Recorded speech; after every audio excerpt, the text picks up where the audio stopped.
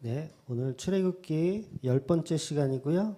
제목은 창조주 예수. 출애굽기 3장 12절부터 14절까지 보겠습니다. 출애굽기 3장 12절에서 14절 같이 읽을게요. 시작. 하나님이 이르시되 내가 반드시 너와 함께 있으리라. 내가 그 백성을 애굽에서 인도하여 낸 후에 너희가 이 산에서 하나님을 섬기리니 이것이 내가 너를 보낸 증거니라. 모세가 하나님께 아뢰되 내가 이스라엘 자손에게 가서 이르기를 너희 조상의 하나님이 나를 너희에게 보내셨다 하면 그들이 내게 묻기를 그 이름이 무엇이냐 하리니 내가 무엇이라고 그들에게 말하리까. 하나님이 모세에게 이르되 나는 스스로 있는 자니라. 또 이르시되 너는 이스라엘 자손에게 이같이 이르기를 스스로 있는 자가 나를 너희에게 보내셨다 하라. 아멘. 이스라엘 백성들은 전부 아브라함의 하나님, 이삭의 하나님, 야곱의 하나님에 대해서 알고 있습니다. 말씀하지 않으셔도 이스라엘 백성들은 다 알고 있어요. 그러니까 우리 조상 대대로 믿고 있던 하나님이라는 자체를 알고 있습니다. 그런데 굳이 하나님께서 모세에게 내가 어떤 하나님이라는 것을 지금 말씀하고 있는 거예요. 그러니까 이스라엘의 개념 속에는 사실은 유일신의 하나님이 있지만 이방신들은 애굽에 있는 이방신들은 신이 많거든요. 막 여러 개의 신을 막 섬겨요. 그러니까 10대 재앙 그러면 그게 그냥 일반적인 재앙이 아니라 애굽인들이 그동안 섬겨왔었던 잘못된 신앙관의 우상으로 섬기던 것들을 재앙을 내리는 거거든요. 그러니까 하나님께서도 이제 그 유일신, 그 창조주 하나님에 대한 설명을 하시는 거고, 그리고 또 모세도 뻔히 알면서 아브라함의 하나님인지 이삭의 하나님인지 야곱의 하나님인지 뻔히 알면서도 하나님한테 이름을 물어봐요. 이름이 뭐냐고 하나님한테 이름을 물어봅니다. 그러니까 하나님은요, 그 자체로서 사실 이름이 필요가 없는 분이세요. 왜? 너무너무 크신 분이기 때문에 이름이 필요가 없습니다. 그러니까 이름이라는 것은 고유명사잖아요. 어떤 사람을 가리킬 때 쓰는 게 이름이잖아요. 그럼 지금 전 세계 인구가 요새 몇 명인지 아세요? 전 세계 인구? 저는 아직도 50억인 줄 알고 있었어요. 인터넷에 이렇게 쳐보니까 지금 세계 인구가 77억이 넘더라고요. 와, 그렇게 말하죠. 77억이 넘어요. 그러니까 이 77억의 인구는 누가 누군지를 식별하기 위해서 우리는 다 이름을 갖고 있어요. 이름을. 그래서 이름도 이제 동명이인이 있기 때문에 저 같은 경우도 이제 동명이인이 있잖아요. 그래서 꼭 이혜원이라는 그 사람을 이렇게 지칭해서 얘기할 때 지역 이름을 붙이든가 아니면 직업을 붙이든가 아니면 지역을 붙이든가 해가지고 뭐 파주에 있는 주맘교회 이혜원 목사 이렇게 해야지 그가 누구인지를 알지. 인간은 그냥 이혜원 그러면 뭐 수백 명, 수천 명이 있기 때문에 알 수가 없습니다. 근데 인간들한테는 그렇게 이름이 필요해요. 왜? 여러 명이 있으니까 이름이 필요해. 근데 하나님은 한 분이기 때문에 이름이 필요 없는 거예요. 근데 굳이 모세는 이름이 뭐냐고 이제 하나님께 물어보는 거죠. 그러니까 홀로 계신 유일한 하나님이기 때문에 이름이 필요 없죠. 그래서 하나님이 이렇게 말씀하십니다. 모세에게 나는 스스로 있는 자다라고 얘기해요. 스스로 있는 자다. 그러니까 이 말은 그냥 나는 나다예요. 나는 나다. 나는 나야. 그러니까 I am who I am. 나는 나야. 이렇게 이야기하는 겁니다. 그래서 나라는 그 존재 자체를 고유명사로 지칭할 수 없는 분이세요. 그냥 나는 그냥 나야라고 얘기하는 거예요. 그래서 이게 발음상 이제 그 히브리어로 하면 이제 야훼 또는 여호와 이렇게 표현을 하거든요. 발음상. 그래서 지금 우리가 여호와라고 쓰기도 하고 그다음에 여의도 순복음교회는 야훼라고 쓰기도 하잖아요. 그래서 뭐 서로 그 같은 얘기니까 큰 의미는 없습니다. 그래서 그렇게 썼는데 그렇게 쓰다 보니까 이스라엘 백성들은 하나님의 이름을 사실 이름도 아닌데 하나님 이름도 아니에요. 그냥 여호와라는 건 하나님의 이름도 아닌데 그 말조차 하기가 너무 불경한 거예요. 인간인 우리가 어떻게 하나님의 이름을 막 부르냐. 그래서 이제 나의 주님이라는 표현으로 이제 아도나이라는 표현을 들어보셨을 거예요. 그래서 아도나이라는 표현을 나의 주님이라는 뜻이거든요. 그 이름으로 사용하기도 했어요. 그리고 이제 70인역이라는 성경을 보면 70인역은 이제 히브리어 유대어를 헬라어로 번역한 책이거든요. 그때 이제 이 여호와라는 단어를 에고 에임이라고 번역을 해요. 에고 에임이 이것도 마찬가지로 스스로 계신 분이란 뜻이에요. 에고 에임이도. 그래서 한마디로 하나님은 누구에 의해 창조된 것도 아니고 누구에 의해 만들어진 것도 아닌 그냥 스스로 존재하는 그 신, 스스로 존재하는 그 하나님이라는 표현으로서 에고 에임이라는 표현을 합니다. 그래서 이거는 나는 이다예요. 나는 이다. 그냥 나는 뭐뭐이다가 아니라 나는 그냥 이다. 이렇게 표현을 합니다. 그래서 여러분 아담도요. 아담이 이름이 아니에요. 아담 이름인 줄 아셨죠? 아담 그러면 이름인 줄 아는데 아담 자체도 이름이 아니에요. 그러니까 왜냐하면 아담도 최초의 인간이기 때문에 이름이 필요가 없어요, 사실. 그래서 아담이란 뜻은 그냥 사람이란 뜻이에요. 사람. 그런 뜻입니다. 그래서 최초로 홀로 존재했던 인간도 이름이 없이 그냥 아담이라고 쓰여진 겁니다. 그리고 하와 역시 하와라는 뜻도 그냥 살아있다라는 뜻이거든요. 살아있는 존재가 또 하나 생겼다 그런 의미예요. 그러니까 하와라고 부르는 거예요. 그러니까 둘 다 사실은 이름이 아닌 거죠. 그러니까 하나님 앞에 인간은 다 무익합니다. 그래서 이름이 사실 필요가 없어요. 하나님 앞에 여러분의 이름 필요가 없습니다. 그러니까 제가 전에도 말씀드렸지만 구원은 한 사람 한 사람의 이름을 통해서 구원받는 게 아니고요. 교회라고 하는 커다란 그 무리 속 안에 있는 거예요. 그래서 사실 이름이 필요가 없어요. 그러니까 왜 그 성경책 그 성경에 보면 뭐 너의 이름이 이 생명책에 기록되는 표현을 하잖아요.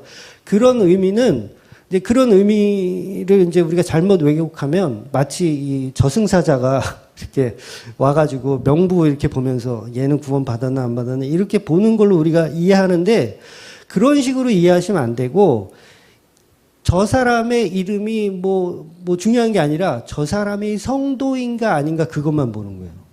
그러니까 이혜원이란 사람의 이름을 뭐 확인하는 게 아니라 이 자가 성도인가 아닌가. 그러니까 천국에 딱 갔을 때 심판대에 딱 섰을 때 너 이름이 뭐냐? 너 어디서 뭐 했냐? 뭐 살았냐? 이런 걸 하는 게 아니라 딱 보고 이 사람이 성도인가 아닌가 그것만 보는 거예요. 뭐 이름 보고 이 사람이 업적이 어쩌고 그런 걸 전혀 안 보고 성도냐 아니냐 그것만 보고 확인되는 거예요. 그것만 보고 확인돼. 근데 우리 인간들은 계속해서 우리의 이름을 높여지기 원하고 우리의 이름이 좀 커지기 원하고 존경받기 원하고 그렇게 되는 거예요. 근데 성경에서 말하는 구원은 개별적인 게 아니라 그냥 이 무리, 교회라는 무리라는 개념을 여러분 아셔야 됩니다. 그래서 성도인가 아닌가 그게 가장 중요한 거죠. 그러니까 우리가 이름이 없으니까 천국 가서 내놓을 수 있는 게 있어요, 없어요? 아무것도 없는 거예요. 내놓을 수 있는 게 없어. 그러니까 우리가 사는 이 세상은 이름하고 주민등록번호만 탁 치면 얘가 별이 몇 개인지 뭐 범칙금을 몇 개 냈는지 다 나오잖아요. 다 나옵니다. 아주 무섭습니다, 여러분. 이 세상은 무서워요. 근데 천국은 그런 걸 안 본다는 거예요. 그가 성도인지 아닌지만 확인한다는 거죠. 근데 우리는 자꾸 우리 이름을 가지고 내가 해낸 업적을 가지고 하나님한테 저 이름 거기 써 있죠? 제가 뭐 했는지 알고 계시죠? 이런 식으로 접근한다는 거죠. 그러니까 하나님은 우리의 업적을 1도, 단 하나도 카운트를 안 하십니다. 그러니까 얼마나 편해요. 얼마나 자유합니까? 만약에 그걸 다 카운트해서 진짜 이렇게 줄 세우게 하면 이 인생이 얼마나 힘들까요? 뭐 좀 해보려고 얼마나 힘들까요? 그러니까 로또 1등 여러분 안 맞아 보셨죠? 저희가 그 로또 3등 맞나요? 3등 맞은 사람 본 적이 있는데 3등 뭐 100 얼마 주는 거 3등 맞나요? 150만 원인가 200만 원 주는 게 3등인가 그럴 거예요. 그거 맞은 사람 제가 본 적이 있는데 물론 이제 은행으로 입금을 받아야 되기 때문에 이름이 필요하지만 거기서 그 로또 회사에서 원하는 게 뭐예요? 저 사람 이름이 뭔지 직업이 뭔지 업적이 뭔지 이거 안 봐요. 로또 복권 당첨 맞은 그거 갖고 있나? 1등이든 2등이든 그거 복권 갖고 있나? 그거 확인하지. 여러분 주민등록증 뭐 이런 게 중요하지 않잖아요. 그러니까 천국도 마찬가지인 거예요. 우리가 우리의 이름을 들어서 예수님께 나아가는 게 아니라 너가 하나님의 자녀인지 아닌지 그거 본다는 거죠. 그래서 이 세상의 가치를 우리는 모든 이름이 다 지어지고 오직 예수의 이름으로만 구원을 받는 거예요. 그래서 아담이 태어나서 제일 먼저 한 것이 이제 동물 이름 짓기잖아요. 동물들 이름 짓기. 그런데 이 이름을 지을 수 있는 게 뭐예요? 하나님의 형상을 가졌다라는 증거거든요. 하나님의 형상을 우리의 모양과 형상대로 지었기 때문에 하나님의 권위를 가지고 우리가 동물들에게 다 이름을 부여하는 거예요. 그런데 그 이름은 개별적인 이름이 아닙니다. 개별적인 이름이 아니로 코끼리면 코끼리, 뭐 사자면 사자 이렇게 그룹으로 된 이름을 지어준 거지 개별적으로 코끼리 중에서도 얘는 바둑이고 얘는 복실이고 뭐 이렇게 개별적인 이름을 지어준 게 아니에요. 그거는 타락입니다. 개별적인 이름을 지어주는 순간 그거는 타락으로 보는 거예요. 왜? 우리는 계속 하나님 앞에 부정당해야 하는 존재인데 우리의 가치를 자꾸 만들고 싶어 하는 게 사실 이름이에요. 그러니까 이 세상은 우리의 이름을 드높이려고 하는 순간 죄의 길로 가는 거예요. 죄의 길로. 그러니까 계속해서 이름이 없어져야 돼요. 없어져야 돼요. 주맘교회 없어져야 돼요. 이혜원 목사 없어져야 돼요. 계속 이름이 부정되는 거예요. 뭐만 드러나야 돼요? 예수 그리스도의 이름만 드러나야 되는 거예요. 근데 그게 쉽지 않잖아요. 잘 안 돼요, 저도 그게. 자꾸 내 이름, 내 가치를 이렇게 세우고 싶어 하는 거죠. 우리가 다 마찬가지. 교회 안에서도 내가 무슨 집사, 그 역할을 내가 하길 원하고, 사람들이 나를 존경해 주길 원하고, 막 이러는 거. 근데 그게 다 잘못된 행동들이라는 거죠. 그러니까 이 세상은 누가 창조했습니까? 이 세상은 다 성부 하나님의 말씀으로 창조하셨다는 걸 우리가 다 알고 있어요. 성부 하나님이 말씀을 통해서 창조하셨다. 근데 보세요. 바리새인들이 그거 안 믿은 게 아니에요. 바리새인들도 하나님이 이 땅을 다 창조하셨다는 걸 다 믿어요. 그러니까 한마디로 여러분 그 창조과학 아시죠? 창조과학. 그 동영상 같은 거 보니까 꽤 재밌던데 창조과학을 바리새인들이 안 믿었나요? 다 믿었어요. 하나님이 창조하셨다. 이 세상을 다 코끼리도 하나님이 지으셨고 물고기도 하나님이 지으셨고 다 믿었어요. 바리새인들도. 그러니까 하늘의 별, 해, 달 누가 지었냐? 여호와 하나님이 지었다고 바리새인들도 다 얘기합니다. 우리도 마찬가지고요. 근데 왜 우리가 바리새인과 그렇게 목숨 걸고 싸워야 하는지 아세요? 같은 창조주 하나님인데 왜 목숨 걸고 싸우냐면 바리새인들이 믿는 창조주 하나님은 그냥 하나님이에요. 근데 우리가 믿는 그 창조주는 누구냐면 예수라는 거예요. 예수. 이 차이인 거예요. 그러니까 그들이 왜 스데반을 죽여요? 창조주 하나님이 예수라고 설명하는 거예요. 사실은. 그러니까 그걸 부정하니까 죽이는 거죠. 이유는 너무 간단합니다. 우리 기독교는 그 창조의 작업을 예수가 하셨다라고 보는 거예요. 이 견해는 비슷한 것 같지만 완전히 다른 해석이에요. 그래서 이것 때문에 바리새인과 우리 기독교인이 그렇게 싸우는 거예요. 이게 복음의 차이거든요.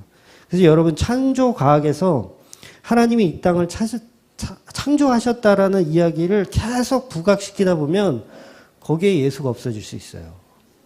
그러니까 여러분 그런 걸 보더라도 저 안에 예수가 계셨지를 발견하셔야 돼요. 계속. 그러니까 제가 위험하다고 얘기하는 거예요. 창조과학도 위험하다. 왜? 예수를 부정하니까. 하나님이 다 하셨다라고 하니까 그게 틀린 건 아닌데 위험하다라는 거죠. 그러니까 바리새인들도 여전히 창조과학을 믿었고 하나님이 이 세상을 다 창조하셨다고 믿었어요. 그런데 예수를 부정했다는 거예요. 요한복음 1장 1절에서 3절 보겠습니다. 3절 시작. 태초에 말씀이 계시니라. 이 말씀이 하나님과 함께 계셨으니 이 말씀은 곧 하나님이시니라. 그가 태초에 하나님과 함께 계셨고 만물이 그로 말미암아 지은 바 되었으니 지은 것이 하나도 그가 없이 된 것이 없느니라. 요한복음이 명백하게 지금 창조주 하나님은 예수 그리스도라고 선포를 해놓고 요한복음을 시작하는 거예요. 근데 우리는 이런 거는 안 보죠. 하나님이 다 하셨다. 이런 거 보는 거예요. 그래서 그 다른 종교, 이슬람도 하나님 믿는 거예요. 하나님. 어떤 하나님? 잘못된 하나님 믿고 있는 거예요. 예수가 빠져 있는 그 하나님. 그러니까 온전하지 않은 하나님을 믿는 거죠. 바리새인들 역시 마찬가지예요. 하나님을 믿는데 예수가 빠져 있는 하나님 믿는 거예요. 그건 예수님 하나님 믿는다고 할 수가 없는 거죠.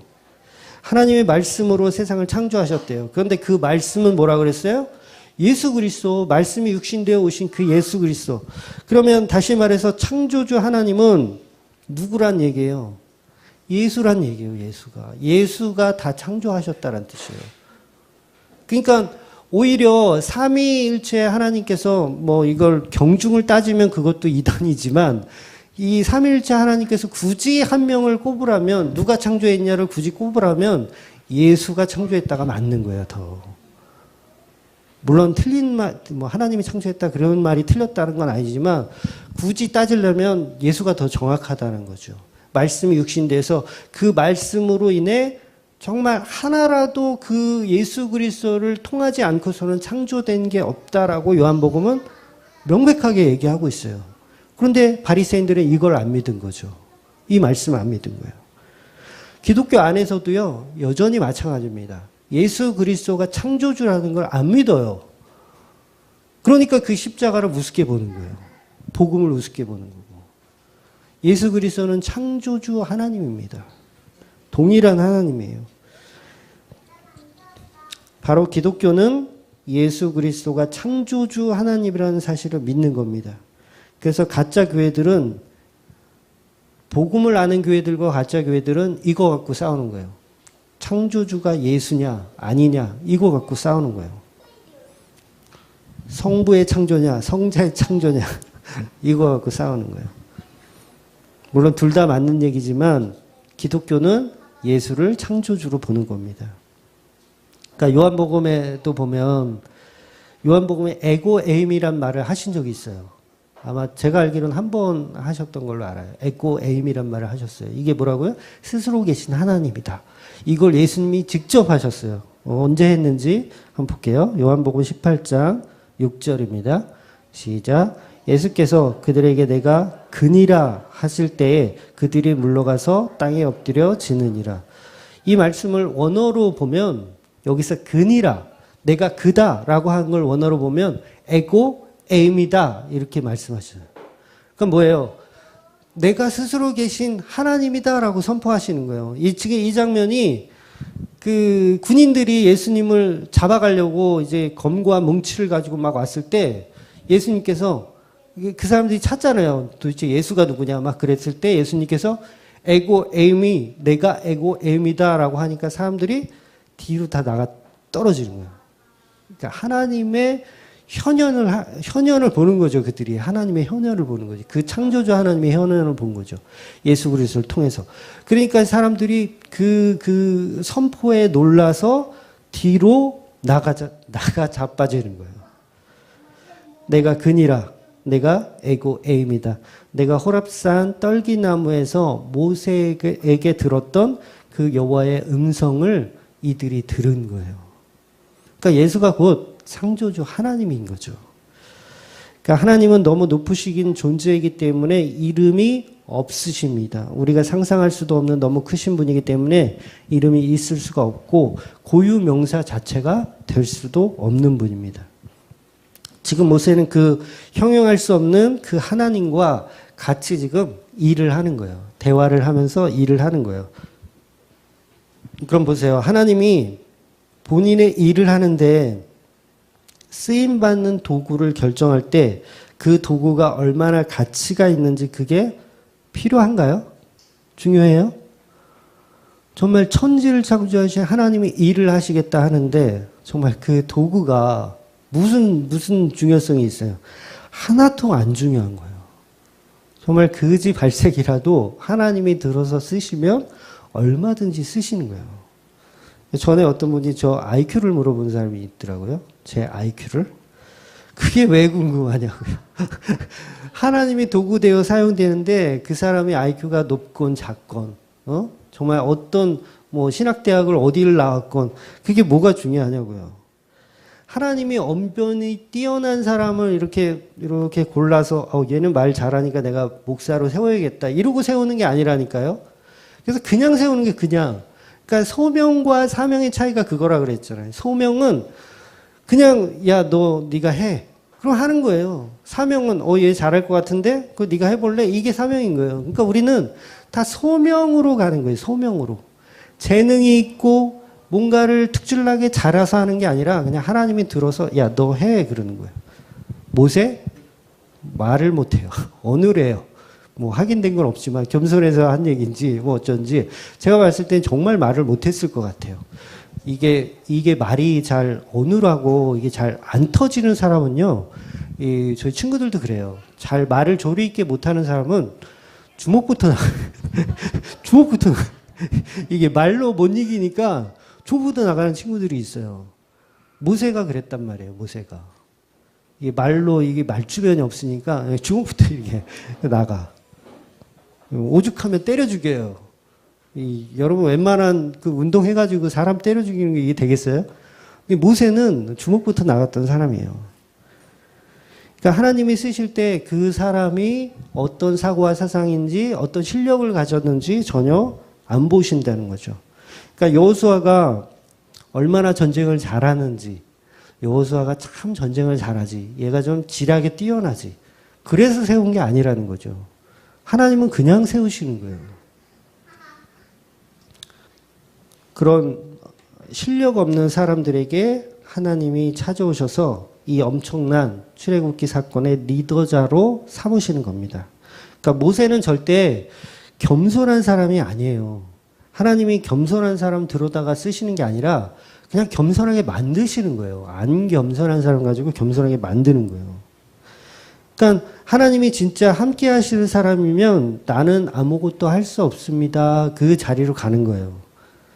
그러면 하나님이 함께 하시면 배짱이 생기잖아요. 하나님이 함께 하시면. 저희 다주가 이제 아빠를 이제 등이 없고 이 놀이터에 가면 자기보다 2-3살 많은 형들한테도 다 반말을 해요. 좀 비유가 부적절한데 아무튼 이거 우스갯소리로 한 거고요. 우리 하나님의 그늘 안에 있으면 그 상태가 겸손한 거예요. 그러니까 나를 드러낼 수가 없는 거죠. 하나님의 그늘 안에 있으면 겸손해질 수밖에 없습니다. 그러니까 저는 실력이 없습니다. 하나님 저는 능력도 없어요. 저는 싸움도 못하고요. 말도 잘 못해요. 어눌해요. 아는 것도 없고요. 자꾸 헷갈려요. 이랬다 저랬다 뭐 왔다 갔다 하는 인생입니다. 그러니까 하나님이 꼭 붙들어 주셔야 합니다. 이 상태가 바로 겸손한 거죠. 그래서 아론이라고 하는 모세의 형, 정말 말 잘하는 모세의 형을 모세에게 붙여주시는 거예요. 같이 사역하라고. 그러니까 여전히 모세는 말을 못해요. 말을 못하는 게 맞습니다. 베드로전서 5장 6절 보겠습니다. 시작. 그러므로 하나님이 능하신 손 아래서 겸손하라. 내가 때가 되면 너희를 높이시리라. 그래서 하나님이 일하시는 사람들은 겸손할 수밖에 없습니다. 하나님의 일을 하는 사람들은 누구도 교만할 수 없어요. 만약에 그 사람 교만하다, 그럼 하나님 일을 안 하고 자기 일을 하고 있는 거예요. 겸손해질 수밖에 없어요. 하나님의 일을 하면. 그래서 모세 안에서도 계속 그 싸움이 있는 거예요. 저도 마찬가지고요. 하나님의 일을 하면 겸손해질 수밖에 없는데 내가 자꾸 겸손하지 않고 교만해져. 그러면 이걸 또 자각해야 되는 거예요. 아, 내가 하나님의 일을 안 하나 보다. 내가 또 내일 하고 있네. 이거를 계속해서 자각해 나가는 거예요. 그럼 모세가 그거를 계속 경험해 나갑니다. 그러니까 1등의 자리로 가는 것보다 그 1등을 지키는 게 어렵잖아요. 다들 1등을 한 번씩 해보시죠. 2등의 자리에 있을 땐 1등을 바라보기 때문에 고치고 다듬고 자기를 볼 수가 있어요. 그런데 1등의 자리에 있으면 그걸 지켜내기가 힘듭니다. 왜? 나보다 강한 높은 상대가 없기 때문에 그것을 지키기 힘든 거예요. 그러니 우리의 인생에서는 예수님을 1등의 자리로 모시고 사셔야 돼요. 자기가 1등이 되려고 하면 안 되고. 아주 간단한 진리잖아요. 예수가 내 머리가 되어서 사는 거. 그러니까 전부 예수는 없고 나라는 우상만 달고 사니까 내가 1등으로 사는 거잖아요. 1등만 기억하는 더러운 세상, 내가 1등으로 살아야겠다. 그러니까 계속 불안한 거예요. 1등은 계속 불안해요. 꼴등은 불안하지 않습니다. 조금만 노력하면 되거든요. 근데 1등은 불안해요, 항상. 이걸 지켜내기 위해서. 그러니까 이 세상은 전부 피라미드 구조인 거 아시죠? 이 세상은 다 피라미드 구조예요. 여러분이 아무리 바라 해도 이 세상은 상위 2%가 다 지배하고 그 사람들에 의해서 다 움직입니다. 그러니까 결국 이 피라미드 구조 속에서 우리는 살아갑니다. 그런데 성경도요, 이 피라미드 구조를 가지고 있는 거 아세요? 성경도 이 피라미드 구조를 가지고 있어요. 이게 어떤 의미의 해석이냐면, 결국 이 피라미드 구조 안에 제일 꼭대기에 누가 있어야 돼요? 예수 그리스도가 있어야 돼요. 우리가 성경을 해석해요. 출애굽기에 있는 말씀, 사도행전 말씀, 바닥에 있는 말씀들을 막 이렇게 해석해서 또 한 번 해석하고 또 한 번 해석하고 이렇게 계속 올라가면 결국 거기에 뭐가 있어야 돼요? 예수 그리스도가 있어야 되는 거예요. 그러니까 그게 십자가를 바로 보는 방법이에요. 얼마 전에 김 집사님이 저한테 책을 한 권 선물해 주셨는데 제목이 뭐냐면 출애굽기 속의 그리스도. 제목만 봐도 막 이렇게 은혜가 되지 않아요? 출애굽기 속의 그리스도. 그러니까 그분 이근호 목사님 책인데 그분 이 뒷장에 보니까 이제 책들 쓴 책들 보니까 제목들이 다 욥 안의 그리스도, 잠언 속 그리스도, 전도서 속 그리스도, 창세기 속 그리스도. 제목만 봐도 너무 흥분돼요. 제목만 봐도. 내용은 아직 안 봤어요. 집사님, 제가 출애굽기 속 그리스도 그거 보고 있거든요. 그래서 아직 다 못 읽어가지고 아직 보고 있는데 뭐예요? 이게 피라미드 구조라는 거예요. 우리가 성경을 욥기를 보든 시편을 보든 사도행전을 보든 거기에 다 뭐예요? 그리스도예요. 그리스도. 그러니까 이 십자가 이 피라미드 구조의 꼭대기에는 모든 해석이 다 예수 그리스도로 풀려야 된다는 거죠. 그러니까 모든 말씀은 전부 예수 그리스도의 방향성을 갖고 있어야 돼요. 이게 피라미드 구조가 성경 안에도 그대로 되어 있습니다. 그러니까 이 세상 만물을 하나님이 창조하셨기 때문에 이 세상이 움직이는 시스템 자체도 다 피라미드 구조예요. 먹이 사슬도 피라미드 구조잖아요. 맨 마지막에 풀을 뜯어먹는 곤충, 그 위에 그 곤충들을 먹는 또 동물들, 이게 피라미드 구조잖아요. 그 꼭대기에 인간이 덩그러니 있어가지고 죄인으로 사는 거고요.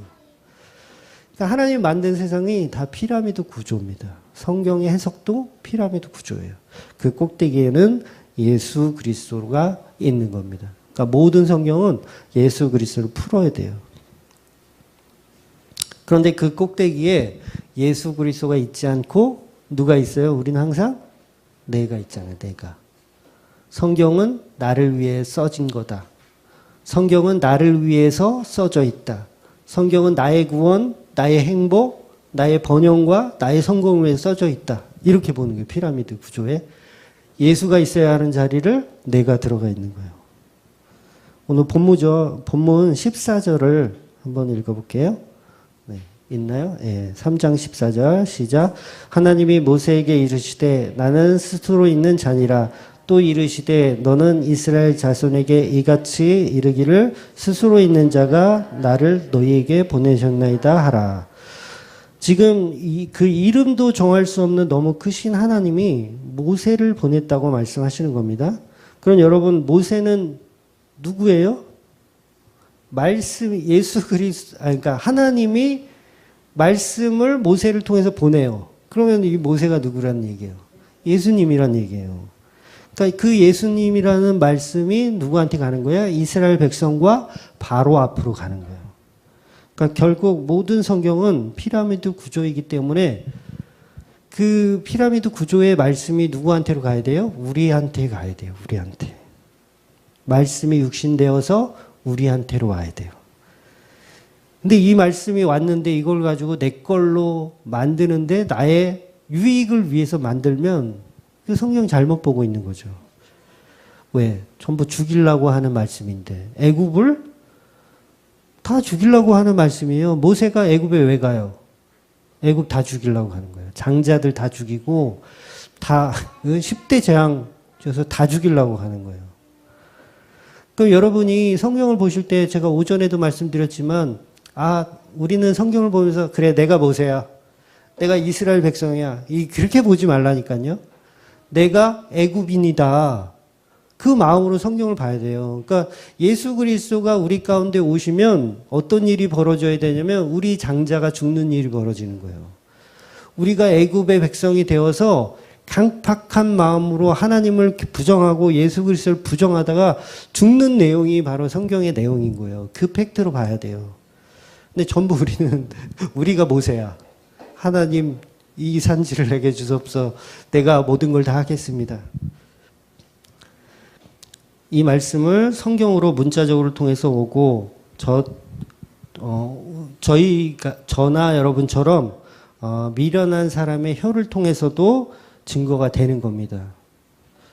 그래서 만물은 다 하나님의 말씀으로 이루어졌고 지금도 말씀으로 일하고 계십니다.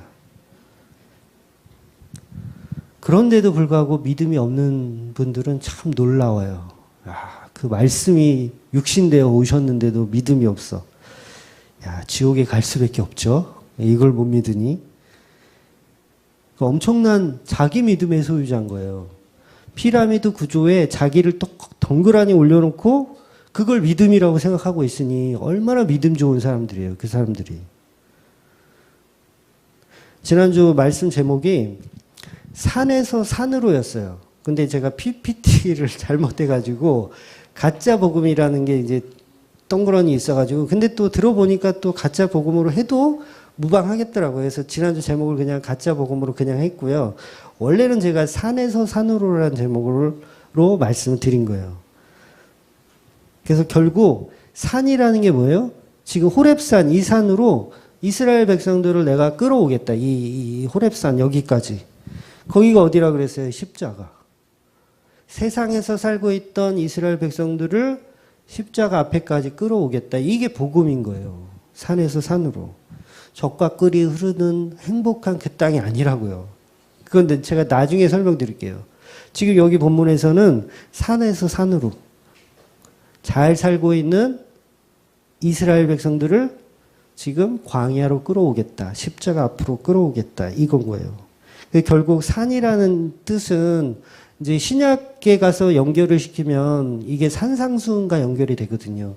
산상수훈은 십계명이에요. 십계명. 십계명의 제대로 된 해석을 예수님께서 해주신 거거든요. 십계명에 대한 제대로 된 해석. 그러니까 산에서 산으로, 산에서 산상수훈으로, 그 산상수훈이 또 어디로 가요? 골고다 언덕으로 가는 거예요. 그 산 위에 예수님께서 십자가에 달려 죽으시는 거예요. 결국은 다 십자가 이야기인 거죠. 그러니까 하나님의 백성들을 어디로 끌고 가시냐? 십자가로 끌고 가시는 거예요. 십자가로. 그러니까 이게 얼마나 고통스럽습니까? 고통스러워요. 그러니까 하나님의 열심으로 끌고 가는 거예요. 이 이스라엘 백성의 생김새, 능력 이런 거 안 봐요. 그냥 끌고 가시는 거예요. 그냥. 능력이 많으면 많을수록 더 고통스러운 거예요. 그러니까 아예 그냥 아무 생각 없고 그냥 하나님이 시키는 대로 하는 사람 편해요. 제가 오전에도 그랬잖아요. 자유하다고. 어린아이 같이 아무 생각 없는 그 상태가 자유한 거예요. 근데 석박사 되어가지고 막 이건 틀리고 저건 맞고 막 이렇게 하다 보면 본인만 힘들어지는 거예요. 하나님 앞에 대등하다라고 생각하니까. 그래서 저와 여러분이 그 산 안에, 그 안에 있으면 우리는 정말 복 받은 사람들이에요. 정말 복 받은 사람이에요. 여러분, 왜 사람들이 돈 때문에 그렇게 싸우고 살인까지 하는지 아세요? 돈에 대한 가치가 있기 때문에 그래요. 돈이란 가치. 이 돈이란 가치가 뭐예요? 내가 10,000원이 있으면 슈퍼에 들어가서 존경을 받아요. 에? 어서 오십시오. 존경을 받아요. 10,000원짜리 한 장만 있으면 슈퍼에 가서 존경을 받아요. 어서 오십시오. 뭐 필요하신 거 있으십니까? 아이스크림 좀 사러 왔습니다. 이쪽으로 가시죠. 그럼 내가 원하는 아이스크림을 살 수 있어요. 이게 돈의 가치예요. 제가 1억이 있어요. 그러면 여기 현대자동차 가서 1억 딱 들고 가면 어때요? 영업하시는 분들이 어서 오십시오. 뭐가 필요하십니까? 요새 그 제네시스가 얼마나 하죠? 예, 이쪽으로. 이게 돈의 가치란 말이에요. 돈의 가치. 그럼 그 종이 쪼가리가 그게 가치가 있냐고요. 그게 종이 쪼가리인데 거기에 어떤 가치를 부과했기 때문에 그 돈이 힘을 발휘하는 거잖아요. 그런데 그 가치가 만약에 없다, 가치가 없어졌다. 예를 들어서 뭐 화폐 개혁이 일어났거나 뭐 전쟁이 나가지고 그게 가치가 떨어졌다. 그러면 그 종이 가지고 뭐 어떻게 할 거예요? 아무 쓸데가 없는 거예요. 제가 얼마 전 됐죠? 이런 얘기를 하면 안 될 것 같은데 우리끼리만 할게요. 어떤 분이 헌금을 하셨는데 달러를 하셨어요. 달러를 하셨는데 갑자기 이게 애매한 거예요. 이걸 얼마로 헌금에 넣어야 되나. 그래서 이 네이버로 쳐가지고 달러 환율 계산해서 그냥 원화로 이렇게 금액을 올리긴 했거든요. 아직도 제 지갑 속에 있어요. 그 달러가. 이걸 어떻게 쓸 수가 없는 거야. 은행에 가서 바꿔야 되는데 밖으로 가기도 그렇고 아직도 제 지갑 안에 있어요. 혹시 저기 미국이나 어디 외국 가시는 분 계시면 저한테 말씀하시면 제가 바꿔드릴게요. 그냥은 줄 수 없고 바꿔드릴게요. 그러니까 달러라는 것은 저한테는 아무런 가치가 없는 거예요. 지금 쓸 수가 없어요. 이거 가지고 슈퍼 가서 아무것도 살 수가 없어요. 가치가 없어. 근데 이게 정말 미국에 가면 그만한 가치를 또 발휘한다고요. 그러니까 우리의 가치는 하나님 안에 있을 때만 가치를 발휘하는 거지, 우리가 세상에서 우리 성도라는 가치를 가지고 있으면 쓸모가 없는 거예요. 쓸모. 그거 어디다 써요? 그 종이 쪼가리를 그걸. 어디다 써? 지갑에 넣고 다니기도 불편해. 그런데 우리는 우리 자체를 자꾸 부각시켜서 마치 우리가 가치 있다라고 착각하게 만들고 착각하면서 사는 거죠. 여기 한 사람도요, 우리가 태어나고 싶어서 태어난 사람이 없어요. 여러분, 태어나고 싶어서 태어나신 분 있어요? 아무도 없어요. 전부 우리는 하나님께 기속되어져서 사는 사람이에요. 그런데 우리는 우리의 이름을 자꾸 또 드높이려고 그래요, 자꾸. 창세기 11장 4절 볼게요. 11장 4절. 시작. 또 말하되 자 성읍과 탑을 건설하여 그 탑 꼭대기에 하늘을 닿게 하여 우리의 이름을 내고 온 지면에 흩어짐을 면하자 하였더니, 그러니까 삼위 하나님께서 우리의 형상과 모양으로 세상을 창조하셨던 것처럼 인간들도 자기들의 이름을 내고 함께 하길 원해요. 그러니까 하나님 흉내내는 거죠. 그러니까 우리 인생은 다 하나님 흉내내기 프로젝트예요. 그러니까 우리 인생들이 다 똑같습니다. 그러니까 하나님을 열심히 흉내내다가 하나님처럼 될 수 있다라고 착각하는 거죠. 결국 그 존재들이 지옥을 가는 거예요. 지옥을. 그러니까 우리는 우리의 이름이 있을 정도로 하나님보다 더 대단한 존재라고 생각해요. 하나님 이름은 없잖아요. 근데 우리는 이름이 있다? 우리는 대단하다? 우리는 우리의 가치를 높일 수 있다? 이렇게 생각하는 거예요, 인간들은.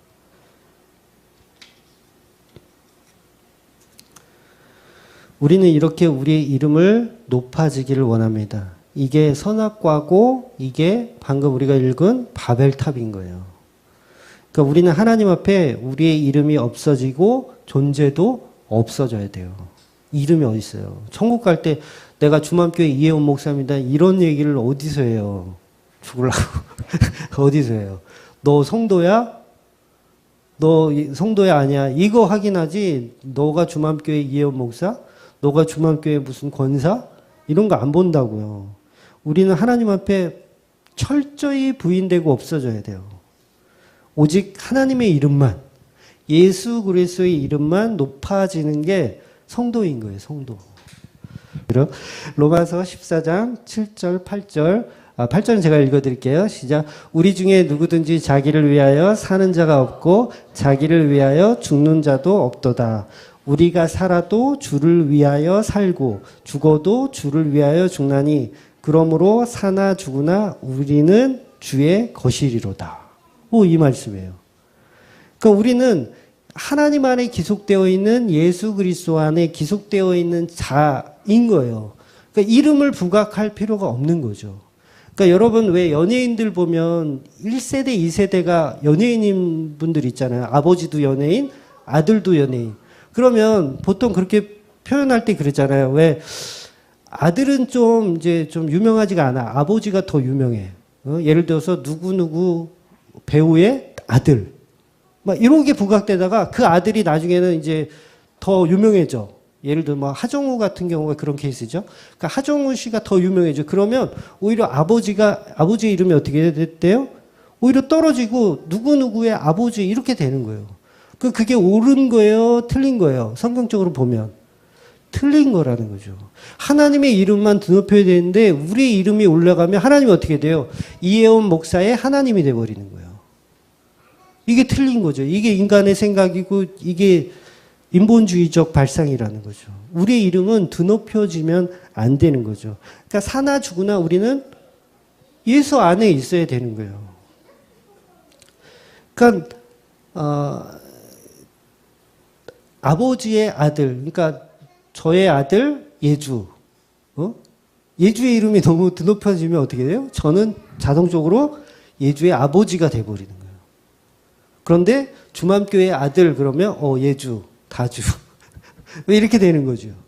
이게 지금 무슨 소리야? 이해하지, 예주야? 무슨 얘기인지 이해하지?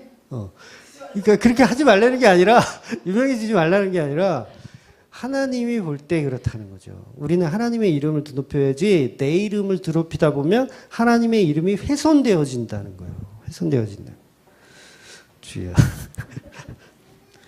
여러분 모세가 미디안 광야에서 40년을 살았습니다. 제가 지난주에도 말씀드렸지만 40년을 살았다는 건 하나님의 훈련의 기간이라고 제가 표현을 했어요.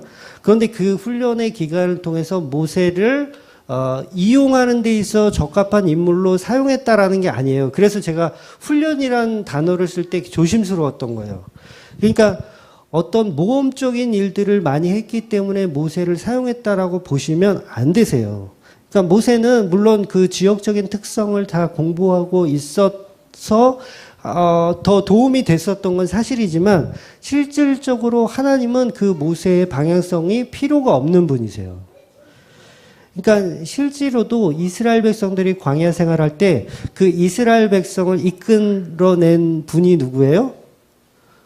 모세가 아닌 거예요. 그러니까 보세요. 밤에는 불기둥으로, 낮에는 구름기둥으로 인도하셨잖아요. 그럼 보세요. 모세는 어디로 가야 물이 있고 어디로 가야 좀 전쟁을 안 하고 어디로 가야 편안한지를 모세는 알고 있어요. 근데 그거를 이끌어 가는 사람이 누구예요? 구름기둥, 불기둥이에요. 그럼 모세가 딱 보면 저리로 가면 안 되는데? 이런 생각 했을까요? 안 했을까요? 분명히 했을 거예요. 왜? 자기 지식이 있고 자기 미디안 강에서 40년을 살았기 때문에 구름기둥이 왜 저쪽으로 가지? 저기는 위험한데? 저기는 물도 없는 더 강박한 사막인데? 절로 이끄시네? 그래도 그게 뭐예요? 하나님의 이끄심이라는 거예요. 그러니까 모세는 그 훈련이라는 그 개념이 어떤 나의 가치를 챙기고 나의 노력에서 훈련된 그 훈련을 얘기하는 게 아니라 나를 버리고 부인하는 훈련을 했다라는 거예요. 구름 기둥이 저쪽으로 가. 그럼 뭐예요? 아, 따라가는 거예요. 왜? 그동안 나를 버리는, 내가 자아 부리는 훈련을 40년 동안 한 거니까. 그렇게 따라가는 거예요. 그렇게 따라가는 거예요. 그러니까 하나님의 교회를 이끄시는 것도 우리가 볼 때는 아, 하나님 왜 저렇게 이끄시지? 저렇게 하면 성도들 다 떠나갈 텐데? 저거 아닌데? 저 사람 나갈 텐데? 근데 하나님은 끌어가시는 거예요. 구름 끄는 거, 불 끄는 거. 아닌 것 같은 길로. 그럼 어때요? 우리의 입장에서는 그거를 순종하면서 가야 되는 거죠. 그러니까 모세는 어디로 가야 마실 물이 있는지 알아요. 그런데 구름 기둥과 불 기둥은 꼭 보면 물 없는 데만 찾아다녀. 그래서 어떻게 해요? 이스라엘 백성들이 불평하잖아요. 우리를 이 땅에서 다 죽이려고 데리고 나왔냐? 하필이면 이런 데로 끌고 가냐? 모세도 속으로는 속 터졌을 거예요. 하나님 이 길도 모르시네. 이거 어떡하냐 이거. 근데 훈련 받았기 때문에 따라가는 거예요.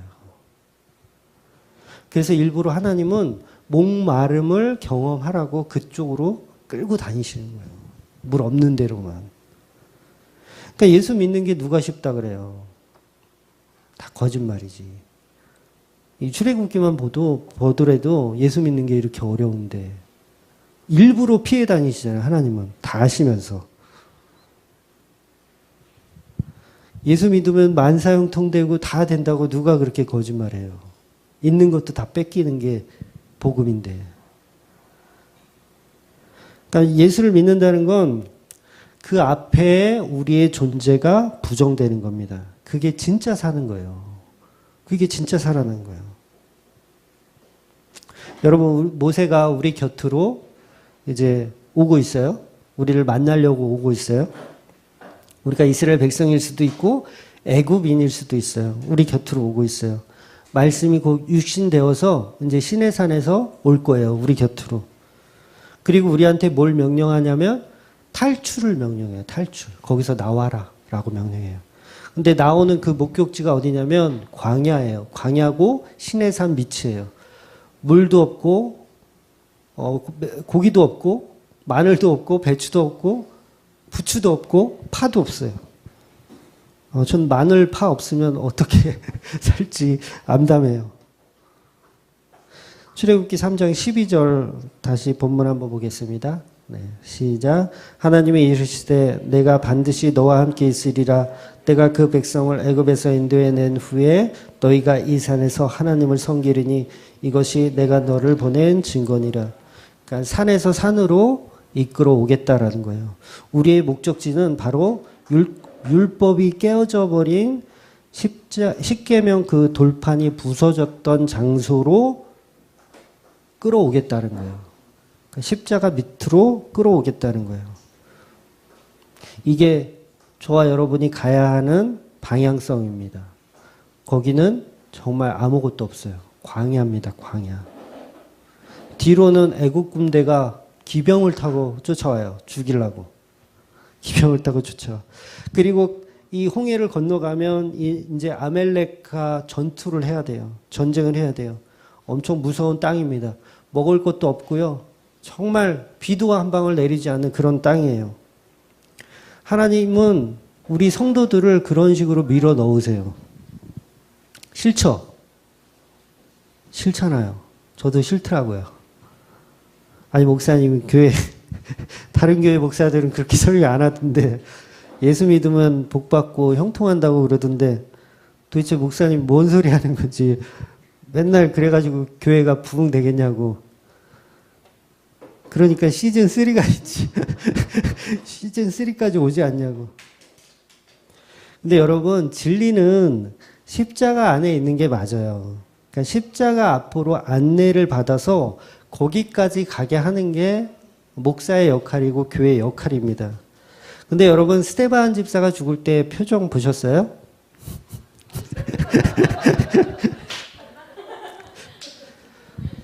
돌에 맞아가지고요. 피투성이가 돼 있어요. 여러분 그 돌 던져 죽이는 게 그냥 이런 어떤 골프공만한 돌 이렇게 던져서 죽이는 게 아니거든요. 제가 고고학 하신 교수님들한테 여쭤봐서 아는데 그 당시 이 돌로 사용을 한다는 건 정말 그 구덩이를 팠대요. 구덩이를 파가지고 거기에 그 사람을 놓고 정말 이 머리 크기만한 돌로 그렇게 죽인대요. 머리만한 돌로 찍어 죽인대요. 그리고 이게 아예 그냥 그렇게 던져가지고 아예 돌 무덤을 만들어 버린대. 아니 시체를 꺼내지도 못하게 아예 돌 무덤을 만들. 그렇게 죽는 거예요. 그렇게 죽는 자의 얼굴 표정 상상해 보셨어요? 여러분 세상이 줄 수 없는 행복입니다. 그 표정이. 이 역사를 이해하셔야 되는데 진정한 기쁨이 스데반 안에 있어요. 그러니까 제가 이 마태복음에 있는 말씀 좀 묵상하고 이제 말씀 마칠 건데요. 마태복음에 보면 천국은 마치라는 표현을 하면서 세 가지 비유가 있어요. 같이 한번 읽어보겠습니다. 마태복음 13장 44절 50절 같이 읽어보겠습니다. 시작. 천국은 마치 밭에 감추인 보화와 같으니 사람이 이를 발견한 후 숨겨두고 기뻐하며 돌아가서 자기의 소유를 다 팔아 그 밭을 사느니라. 또 천국은 마치 좋은 진주를 구하는 장사와 같으니 극히 값진 진주 하나를 발견하며 가서 자기 소유를 다 팔아 그 진주를 사느니라. 또 천국은 마치 바다에 치고 각종 고기를 모는 그물과 같으니 그물에 가득함에 물가로 끌어내어 앉아서 좋은 것은 그릇에 담고 못된 것은 내버리느니라. 세상 끝에도 이러하리라. 천사들이 와서 의인 중에서 악인을 갈라내어 풀무불에 던져 넣으니 거기서 울며 이를 갈리라. 그러니까 천국을 소유하는 자는 자기 소유를 다 파는 자라고 말씀하고 있어요. 자기 소유를 다 판대요. 그러니까 이게 싫은 거예요, 우리는. 이게 싫은 거예요. 아, 교회 다니면은 복은 안 받고 전부 부정되고 부인되고 기각되고 이게 싫은 거예요. 그런데 오늘 말씀에 이 마태복음 말씀에 보면 진리를 아는 자는 소유를 팔 수밖에 없다라고 정의하는 거예요.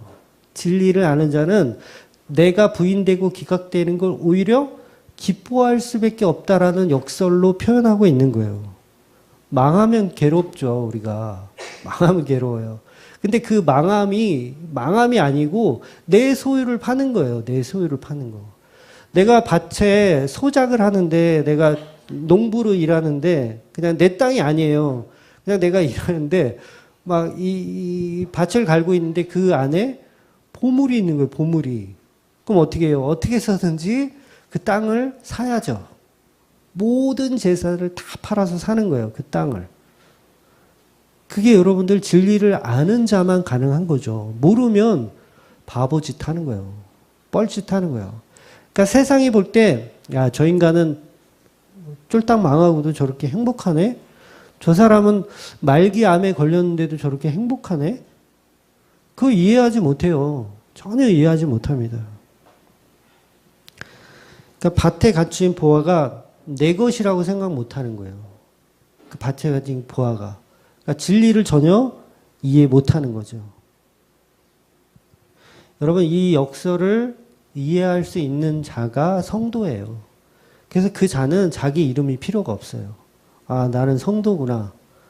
나는 그 십자가 안에 있는 게 얼마나 행복하다는 걸 그 사람만 알아요. 성도만 알아요. 그러니까 옆집에서 막 로또 맞고 대박 나고 이게 조금 부럽긴 하죠. 그런데 별로 감흥 없어요. 왜? 저 사람은 진짜 보화가 뭔지 모르거든요. 진짜 복은요, 예수 그리스도예요. 여러분, 이거보다 더 큰 복이 없습니다. 그러니까 여러분, 이게 굉장히 막연한 것 같아도 진짜 성도는요, 누구보다도 행복하게 살아요. 누구보다도 기쁨으로 삽니다. 뭐 우울하고, 뭐 침울하고, 뭐 세상에서 다 찢기고 망하고, 스데반 얼굴 표정을 보셨잖아요, 여러분. 네? 빛나요, 광채가 나요. 야, 어떻게 저렇게 해같이 밝을 수가 있냐. 죽는 순간까지 욕을 안 하네? 나 같으면 굉장히 욕했을 것 같은데, 죽는 순간까지 욕을 안 하고 저들을 불쌍히 여기네? 이게 바로 성도의 모습이에요. 그러니까 여러분 보고 세상에서 다 그렇게 망하고 막 이렇게 찌질하게 살라는 말이 아니에요. 또 그렇게만 또 오해하지 마세요. 그렇게 살라는 게 아니라 진짜 진리 안에 있으면 내가 정말 재산이 1억이 있든 10억이 있든 100억이 있든 상관없는 거예요. 그거하고는 상관없는 거예요. 내가 모든 일이 잘 풀리든 잘 안 풀리든 상관없어요. 내가 차가 좀 싼 차를 사든 좀 좋은 차를 사든 상관이 없어요. 예수 안에 있으면. 그러니까 중요한 건 이 땅에서 성공과 번영으로 예수를 이용하다 살다가 그 예수를 나의 성공과 번영으로 이용해서 살다가 버려지는 물고기가 되어서는 안 된다는 거죠. 그물로 이렇게 끌어들인 다음에 좋은 물고기는 담아두고 나쁜 물고기들은 버려버리잖아요. 그렇게 되지 말라는 거예요. 이 성경의 말씀은. 정말 복받은 자는 예수 앞에, 예수 십자가 앞에서 그 은혜를 경험하며 기쁨으로 사는 자예요. 그러니까 내가 이름이 없어도 기쁜 거죠. 세상은 이름이 없으면 안 기쁘잖아요. 내가 좀 잘나야 되고 내가 좀 이렇게 내세워야 되는데 성도 그러면 아무것도 없어. 이름도 없어. 그럼 하나도 기쁠 게 없잖아요. 그럼에도 불구하고 기쁜 거예요. 왜? 나는 성도니까. 나는 성도니까. 하나님이 나와 지금도 함께 계시니까. 내가 말도 어눌하고 내가 능력도 없고 그럼에도 불구하고 하나님이 나하고 함께 하신다고 하니까 기쁨으로 사는 거예요. 그게 성도죠. 그렇게 살아낼 수 있는 저와 여러분 되시기를 주의 이름으로 축원드립니다. 기도하겠습니다.